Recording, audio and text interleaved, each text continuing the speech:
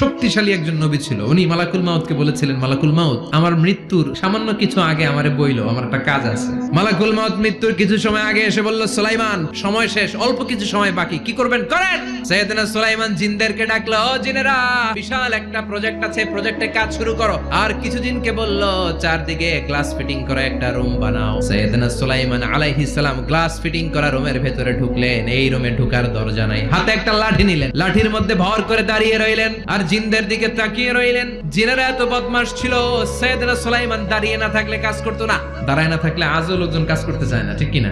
সুলাইমান আলাইহিস সালাম লাঠির মধ্যে ভর দিয়ে দাঁড়িয়ে রইলেন আর বললেন, কাজ করো। জিনেরাও কাজ শুরু করলো। ওদিকে মালাকুল মাউত এসে বলো, সুলাইমান সময় তো শেষ। সুলাইমান বলে, সমস্যা নাই, রূহ কবজ করো। মালাকুল মাউত ওইভাবে লাঠিতে ভর দেওয়া অবস্থায়, দারুণ অবস্থায় সাইয়েদনা সুলাইমান আলাইহিস সালামের রূহ কবজ করে নিলেন। উনি এমন ভাবে দাঁড়িয়েছেন, রূহ চলে গেল, লাশ হয়ে দাঁড়িয়ে রইলেন। লাঠি